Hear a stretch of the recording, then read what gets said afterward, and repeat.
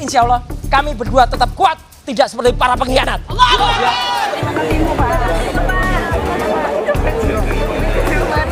Yang paling penting kita ikuti proses hukum yang ada sampai nanti di persidangan.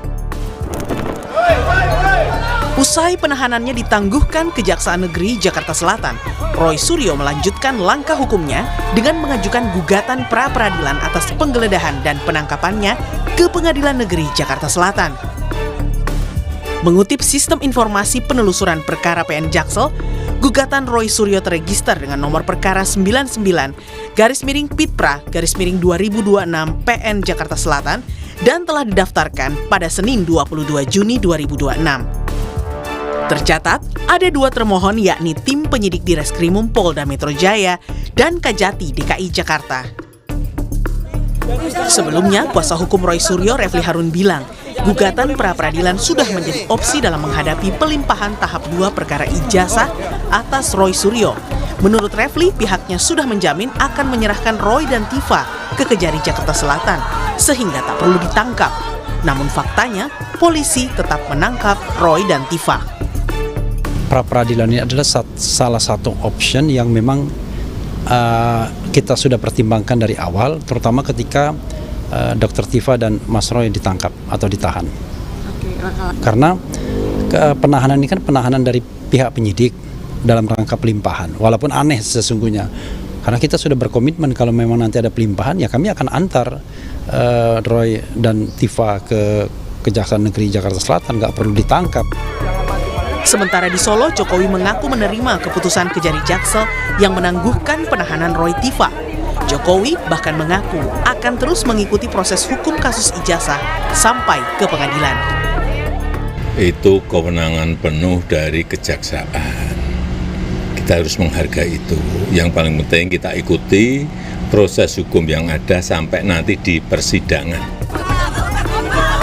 Senin depan, menurut kuasa hukum Roy Suryo, sidang gugatan pra-peradilan atas penangkapannya akan dimulai.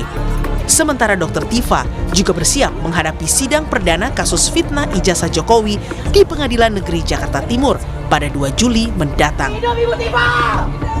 Tim Liputan, Kompas TV.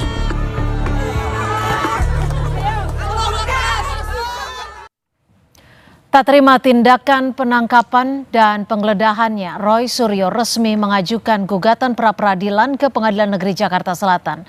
Akibatnya, sidang perdana kasus fitnah ijazah dengan tersangka Roy Suryo harus menunggu hasil dari sidang pra-peradilan tersebut.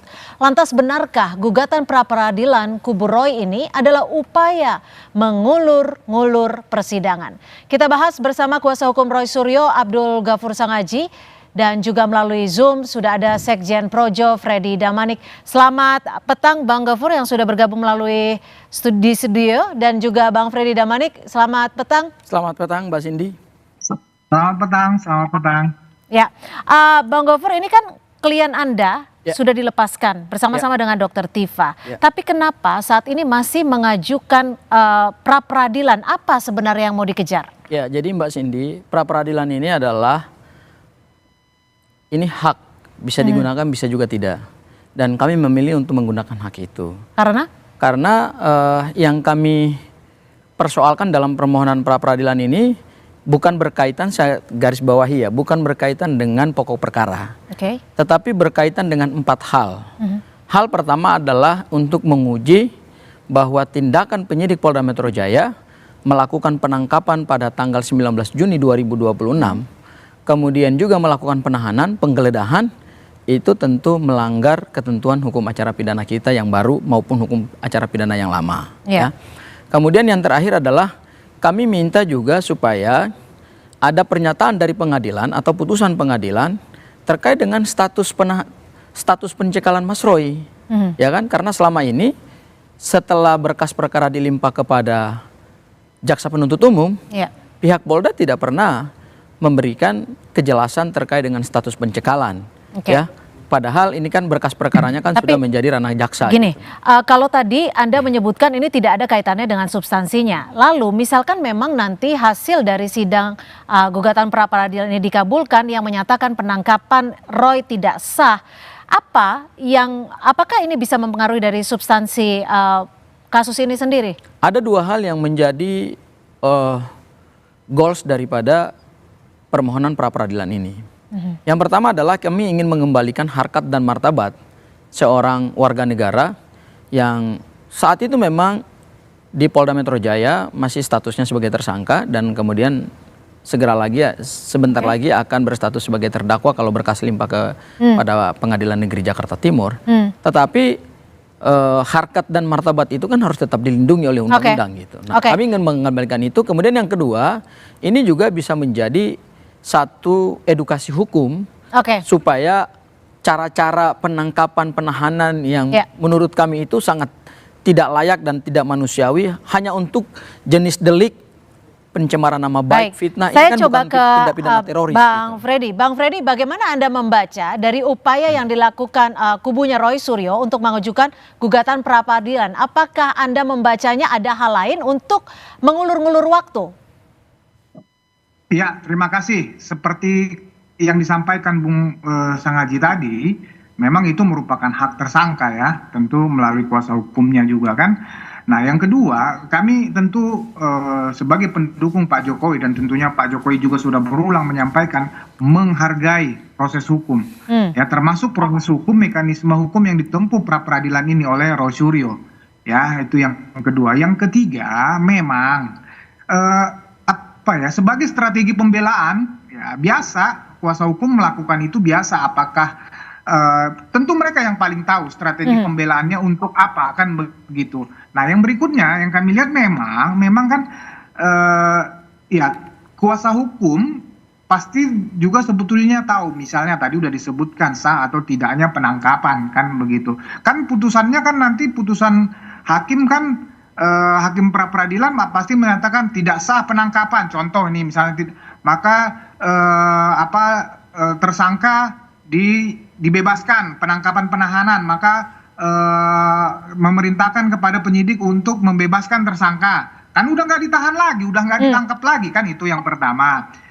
Sama juga misalnya penggeledahan contoh. Oke, kalau penggeledahan saya nggak tahu ada nggak yang diambil atau disita atau digeledah kan, tetapi kan putusan penggeledahan memang kalau ada barang bukti yang digeledah tentu nanti majelis hakim bisa menyatakan memang bahwa penyitaan barang bukti itu tidak sah. Misalnya waktu itu digeledah, disita, Bang Freddy, ya. Tapi terlepas dari upaya hukum yang dilakukan kubu Roy ini saat ini, di sisi lain kan Dr. Tifa akan masuk ke persidangan 2 Juli. Lalu Anda membacanya bagaimana ini?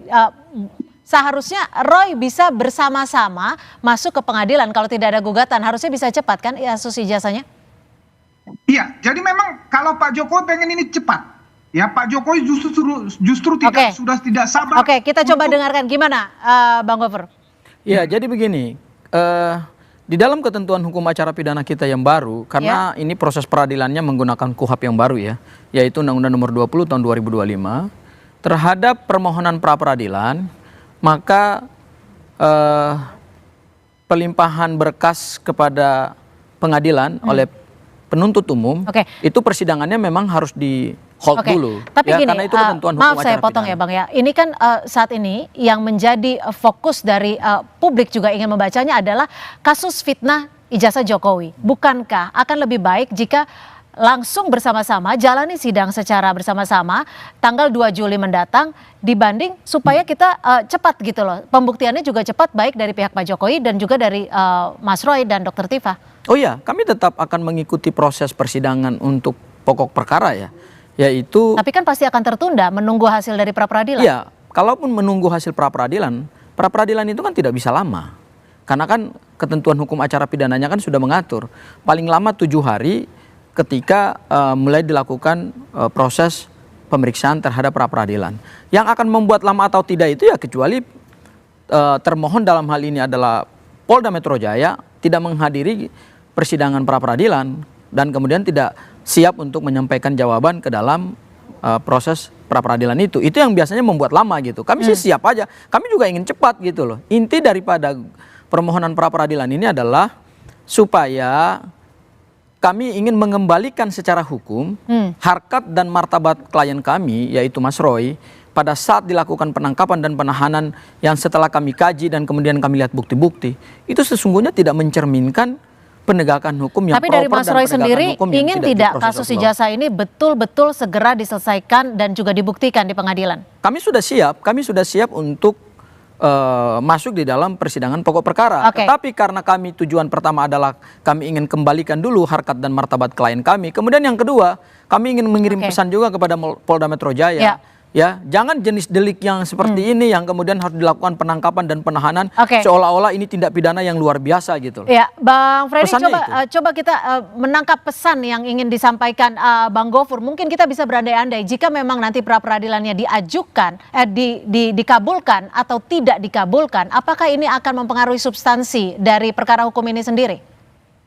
Iya, sebelum ke situ, memang ini seandainya pun ditunda, memang nggak lama ya, 2 kali tunda, ya paling lama 1 bulan lah, kan begitu ya, paling lama itu. Ya, nah itu yang pertama. Yang kedua, saya juga melihat secara dampak hukum atau akibat hukumnya tidak begitu ada substansinya, ya, karena memang sudah lewat, tidak begitu ada. Tapi terlepas itu strategi pembelaan itu biasa. Ya, saya nggak tahu apa kepentingan mereka. Misalnya begini, biasa saja misalnya strategi pembelaan di dalam menyiapkan berkas-berkas, di dalam menjawab pembelaan segala macam itu biasa. Nah, tetapi sekali lagi akibat hukumnya tidak begitu ada. Toh memang sidang ini nanti di Dr. Tifa juga sudah berjalan, mungkin bisa juga strateginya supaya mereka Tapi gini Bang Freddy. Bang Freddy, menurut Anda sendiri siapa sebenarnya yang disasar dari gugatan pra peradilan yang diajukan Roy Suryo? Tentu kalau pra peradilan memang itu kan upaya paksa ya. Upaya paksa itu kan banyak, tadi udah disebutkan. Tentu yang melakukan upaya paksa itu kan penegak hukum. Tentu yang disasar penegak hukum. Tetapi sekali lagi saya tidak melihat akibat hukum atau dampak ya yang akan, katakanlah putusan ini pra peradilan memenangkan Roy Suryo, katakanlah, tapi tidak begitu ada karena perkara pokoknya akan disidangkan. Dan kalau tadi berbicara martabat, saya lebih melihat martabatnya akan diuji di persidangan kami pokok tangkap perkara. Bang Gofur, apakah ini seperti yang tadi dibilang ada dugaan upaya paksa itu? Apakah ini seperti yang disebutkan oleh tim kuasa hukum Roy bahwa upaya paksa itu dilakukan oleh tim Solo, pesanan Solo? Ya, artinya kan kita bisa baca pada akhirnya bahwa cara-cara penegakan hukum yang dilakukan oleh Polda Metro Jaya itu berbeda kualitasnya dengan yang dilakukan oleh pihak kejaksaan ya. Yang dilakukan oleh Polda itu 3 hari sebelum pelimpahan berkas perkara kepada penuntut umum termasuk juga penyerahan tersangka, itu kenapa menjadi pertanyaan kami juga, apa urgensinya dilakukan penangkapan pagi-pagi jam 7 gitu. Langsung saja, yang disasar siapa? Ya, yang kami sasar adalah kami hanya ingin mengembalikan hak dan martabat klien kami yang diperlakukan secara tidak manusiawi, secara tidak adil, kemudian harus ditunjukkan kepada publik proses penangkapan dan penahanan itu gitu. Seolah-olah ini. Tapi kalau ini bagian dari proses hukum, proses penangkapan bukannya sudah wajar? Ya, kalaupun dianggap wajar, wajar itu kan satu, harus sesuai dengan ketentuan hukum acara pidana.